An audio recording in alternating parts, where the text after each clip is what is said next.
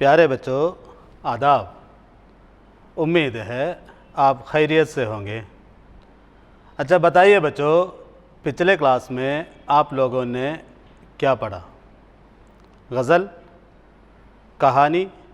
नहीं, पिछले क्लास में हाँ ठीक बताया, आपने एक आज़ाद नज़म पढ़ा।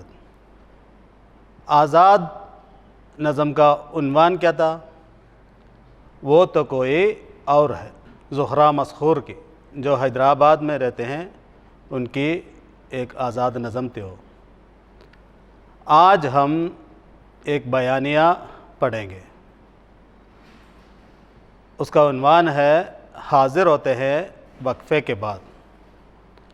ये जो बयानिया है ये भी हैदराबाद में ही हो रहे हैं।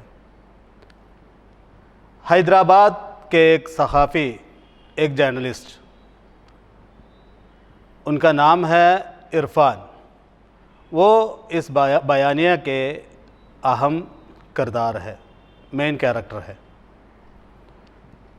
तो इरफान के ज़िंदगी में होने वाले चंद दिन के वाक़यात, चंद बातें, वो हमारे दरसे किताब के इस सबक में बयान कर रहे हैं।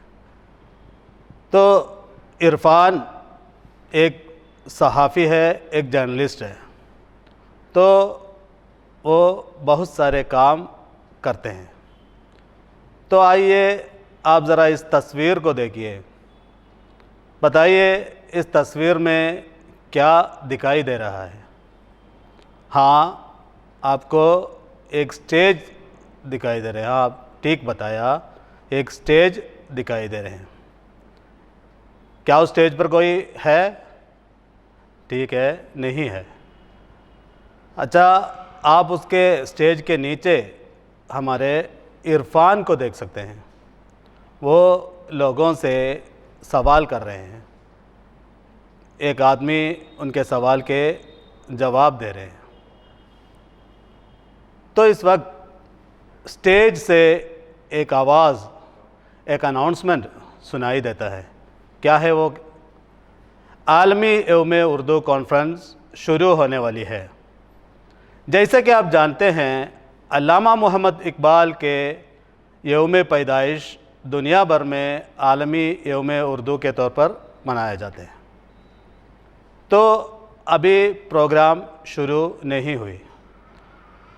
अब आगे हम क्या देखते हैं, इस इजलास को ख़त्म करके, अपनी मसरूफ़ियतों से, इस बिसी कामों से फारिग होकर, उसे ख़त्म करके इरफान घर की तरफ लौट रहे हैं।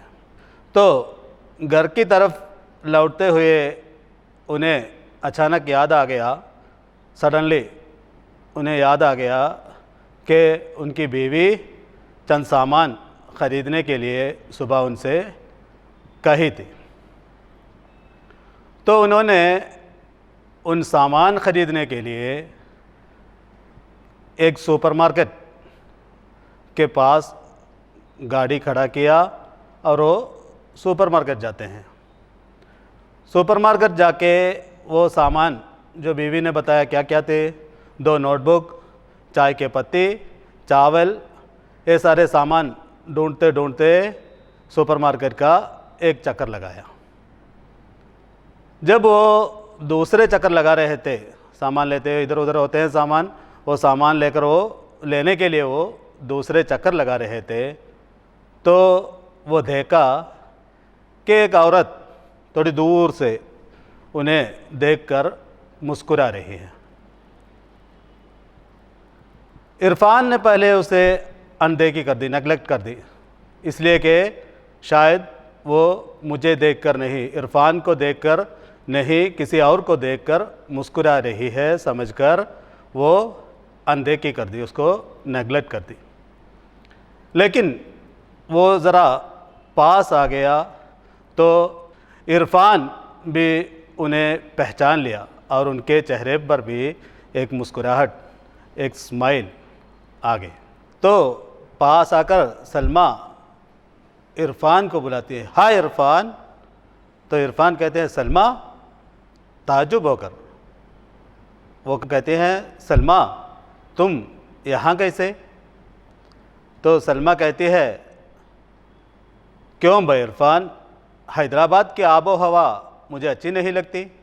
क्या हैदराबाद की ये मौसम, ये फ़िज़ा, यहाँ की आब, यहाँ की पानी और ये हवा, ये क्या मुझे अच्छी नहीं लगती? तो इरफान कहता है क्यों नहीं दोस्त, कैसे आना हुआ? तो कहते हैं मैं कुछ अरसे से, कुछ ज़माने से मैं यही हूँ। कहाँ काम करते हैं आजकल? कहाँ, इरफान पूछते हैं सलमा से, कहाँ काम करते हो आजकल? तो सलमा कहती है मैं अखबार सियासत में काम कर रही हूँ। तो इरफान सलमा से कहते हैं मैं ईटीवी उर्दू में काम कर रहा हूँ।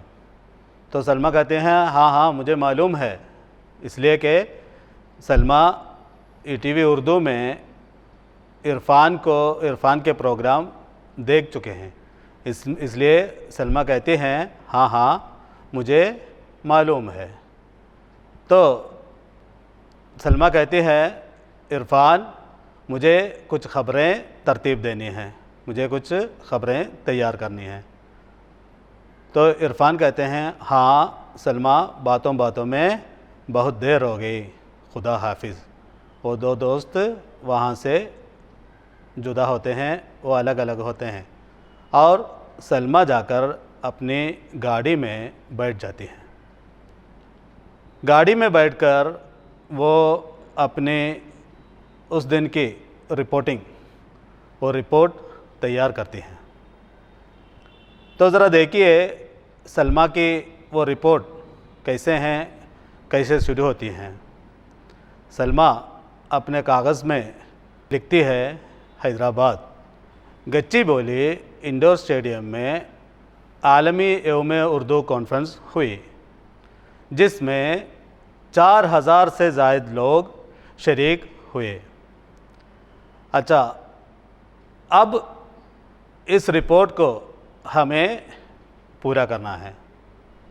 अब आगे हम क्या क्या लिखेंगे बताइए बच्चों? हाँ, इसके इफ्तिताह, इस प्रोग्राम के या इस जलसे के इफ्तिताह मशहूर व मारूफ उर्दू शायर व नामा निगार जावेद अख्तर साहब ने की, या आप कह सकते हैं कि इस प्रोग्राम के इफ्तिताह फ़लाँ वज़ीर ने की, या और भी मशहूर नाम आप यहाँ दे सकते हैं, लिख सकते हैं। और आगे आप क्या क्या लिखेंगे? इस आलमी यौम उर्दू कॉन्फ्रेंस में मशहूर गज़ल गलोगार श्री हरिहरन ने शरीक हुए और गज़ल प्रोग्राम, उन्होंने एक आला दर्जे के गज़ल प्रोग्राम वहाँ पेश किए। और इसी तरह ये भी आप लिख सकते हैं कि इस इजलास में एक आलमी मुशायरा मुनक्किद की गई और उसमें फ़लाँ फ़लाँ मशहूर शायर शरीक हुए। तो एक अखबारी रिपोर्ट लिखते वक्त बच्चों आपको ख़याल रखना चाहिए कि एक वाक़या या एक ख़बर होने के बाद अगले दिन के अखबार में वो अखबारी रिपोर्ट छापते हैं। तो जब भी आप एक अखबारी रिपोर्ट तैयार करें, उसके जुमला माजी में, पास्ट टेंस में होनी चाहिए। तो जो भी बात आप लिखते हैं अखबारी रिपोर्ट की तरह, तो उसमें वो सारे काम होने के बाद लिखते हैं, इसलिए आप उसे पास्ट टेंस में लिखें। और सलमा से अलविदा होने के बाद सलमा को गुड बाय कहने के बाद इरफान अपने सामान लेकर अपने गाड़ी में जाकर बैठ जाते हैं। गाड़ी चलाते हुए वो पुरानी यादें, जो पुरानी बातें सलमा और उनके क्लास में जो भी बातें हो जाते थे या पहले हुए हैं, उनको याद कर रहे हैं, उन यादों को ताज़ा कर रहे हैं, उसको ज़रा फ्रेश कर रहे हैं। तो उनके ख़याल में वो सारी बात एक के बाद एक आ जाते हैं। वैसे इरफान पढ़ते वक्त उनके घर में बहुत सारी परेशानियाँ, बहुत सारे प्रॉब्लम्स होते थे। इन परेशानियों की वजह से इरफान को अपने बहुत सारे क्लासेस छूट जाते थे।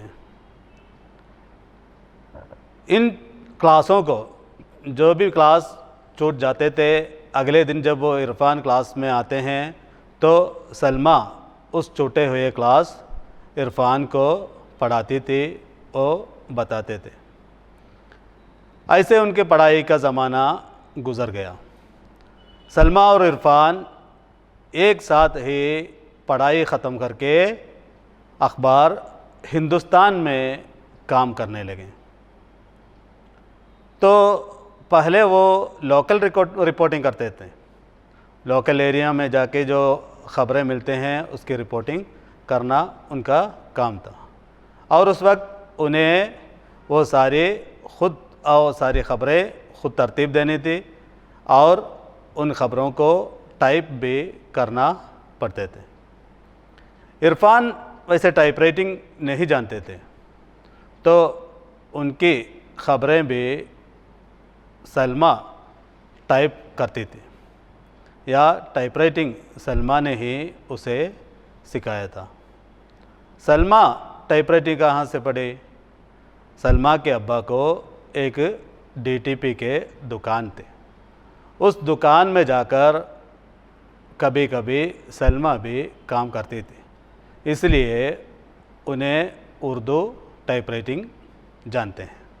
तो बच्चों, आप लोगों ने सलमा की वो अधूरी रिपोर्ट को पूरी कर दी, और जो भी रिपोर्ट आपने तैयार किए हैं उसको आप टाइप भी कर सकते हैं।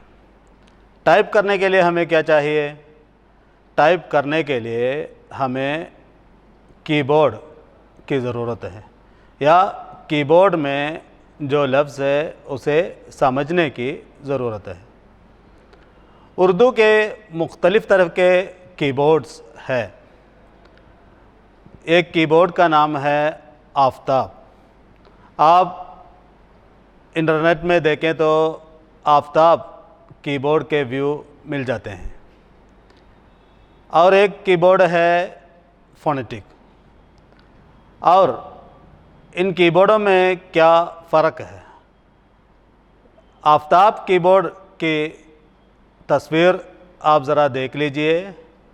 अगर इसमें जो इंग्लिश के लेटर्स है ABCD, इन लेटर्स को दबाने से क्या क्या लफ्ज़ आ जाते हैं वो आप इस तस्वीर में देख सकते हैं।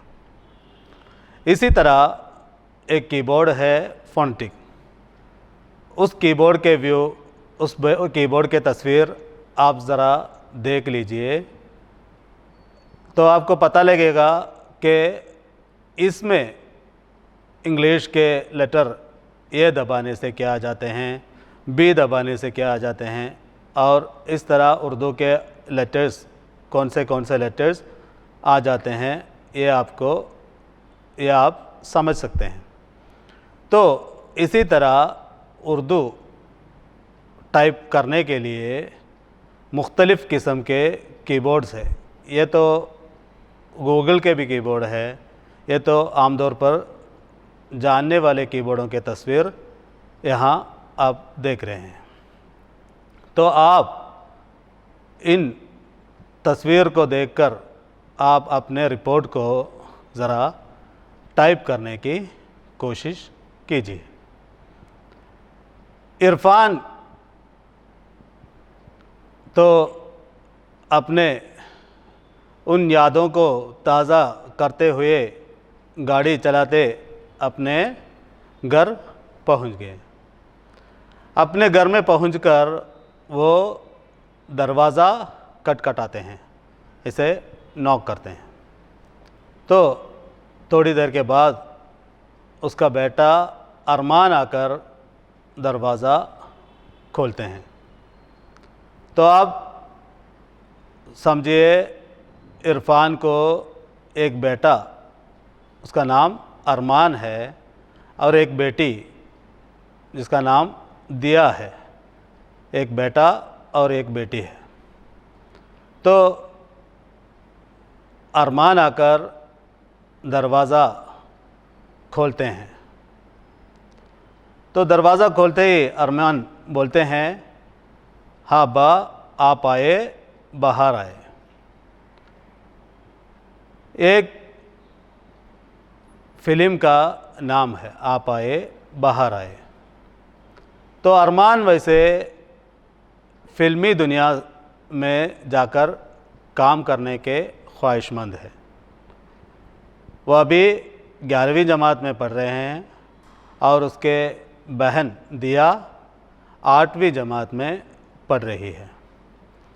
तो 11वीं और 12वीं ख़त्म करके अरमान एक ऐसे कोर्स करना चाहता है जो फिल्मी दुनिया से जुड़े हुए हों। जैसे कि आप जानते हैं, फिल्मी दुनिया में बहुत सारे काम ऐसे हैं जो उर्दू से जुड़े हुए हैं। हमारे बॉलीवुड के अक्सर नामा या गाने उर्दू के मशहूर शुरा ने लिखे हैं, या हमारे उर्दू के मशहूर शुराओं के गज़लों को उन्होंने फ़िल्म में गाने के तौर पर लगाए हैं। और ऐसे भी बहुत सारे काम हैं, इनके मुकालिमे लिखना और इसी तरह हेडिंग देना।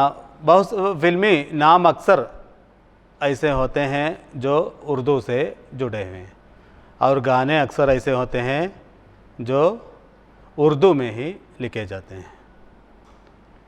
तो इस किस्म के बॉलीवुड से लगे हुए काम करने के ख्वाहिशमंद है अरमान, इसलिए उसे फिल्मी नाम और फिल्मों से बहुत प्यार है।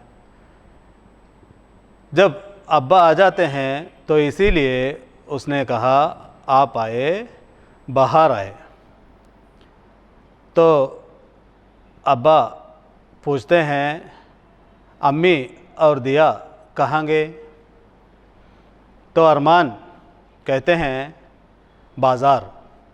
बाज़ार भी एक फ़िल्म का नाम है। तो इरफान पूछते हैं अरमान से, बाज़ार? सामान तो मैं लाया हूँ, फिर वो क्या लेने गए हैं? तो अरमान कहते हैं वो घुंघरू लेने गए हैं, घुंघरू, पायल।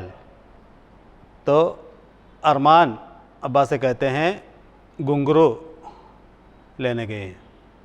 घुंघरू ये भी एक फ़िल्म का नाम है। घुंघरू? हाँ, किसके लिए? तो अरमान कहते हैं आपके आंग के तारे के लिए। हमने मलयालम में भी कहते हैं कन्निंडे कृष्णमणि, इसे हम मलयालम में भी कहते हैं ना, इसी तरह उर्दू में कहते हैं आपके आंख के तारे के लिए, आपके प्यारे बच्ची के लिए। तो वो इरफान फिर पूछते हैं क्या घुंघरू के बिना जी नहीं सकते हो? तो अरमान जवाब देते हैं आदत से मजबूर है। ऐसे आदत जो पहनने का आदत है तो आदत से मजबूर है। ये आदत से मजबूर भी एक फ़िल्म का नाम है। तो अब्बा अरमान से पूछते हैं वो इतने देर क्यों करते हैं। तो अरमान कहते हैं वो चक्कर पे चक्कर लगाते होंगे। चक्कर पे चक्कर लगाना ये भी एक फ़िल्मी नाम है। तो उसके अब्बा उससे पूछते हैं तुम आजकल ये फ़िल्मी नामों के पीछे क्यों पड़े हैं। तो वो जवाब देते हैं अंदाज़ अपना अपना, ये भी एक फ़िल्म का नाम है। तो बच्चों समझिए वो उस बॉलीवुड के प्यार की वजह से उनके जवाब में भी अक्सर फ़िल्मी नाम और इस तरह फ़िल्म की बातें आ जाते हैं। तो वो अब्बा से कहते हैं अब्बा फ़िल्मी नाम ही नहीं इश्तिहारों पर भी तहकीक हो रहा है। आप बहुत सारे खेल टीवी में देखते हैं, आप उसके इंटरवल पे बहुत सारे इश्तिहारात सुनते हैं। ज़रा आप उस पर गौर कीजिए तो आपको पता लगेगा बहुत सारे ऐसे इश्तिहारी जुमले हैं जो उर्दू में लिखे जाते हैं। जैसे एक इश्तिहार में आ जाते हैं डर के आगे जीत है। एक इश्तिहार में आ जाते हैं ये है देश की धड़कन। तो इस तरह बहुत सारे ऐसे इश्तिहारात हैं जो उर्दू जुमलों से बनाए जाते हैं। तो आप भी ज़रा इस तरह के इश्तिहारात पर गौर कीजिए और ऐसे चंद इश्तिहारात जमा करने की कोशिश कीजिए। इरफान और अरमान के बीच में इस तरह बहुत सारे बात हो रहे थे। उस वक्त घर के बेल घंटी बजने की आवाज़ सुनाई देते हैं। तो अब्बा पूछते हैं देखो बेटा कौन आए हैं। तो अरमान जाकर दरवाज़ा खोलते हैं तो उनके अम्मी और दिया आए हुए हैं। तो अरमान अब्बा से कहते हैं अब्बा अम्मी और दिया आए हैं। अम्मी और दिया आने के बाद वो लोग चंद बातें करते रहते हैं और वो एक साथ बैठकर खाना खाते हैं और अपने अपने कमरों में चले जाते हैं। तो बच्चों आप ज़रा कोशिश कीजिए बॉलीवुड में उर्दू से जुड़े हुए क्या क्या काम हम कर सकते हैं। इसी तरह दुनिया भर में उर्दू से जुड़े बहुत सारे काम, बहुत सारे नौकरी हम हासिल कर सकते हैं। आप उनके बारे में भी ज़रा सोचिए और ऐसी बातों का भी एक लिस्ट बना लीजिए। अगले क्लास में हम उन सारे बातों पर भी चर्चा करेंगे। उर्दू से जुड़े हुए बहुत सारे नौकरी हम हासिल कर सकते हैं। अच्छा बच्चों, इसी के साथ आज के हमारा ये सबक यहाँ ख़त्म होते हैं। खुदा हाफिज़।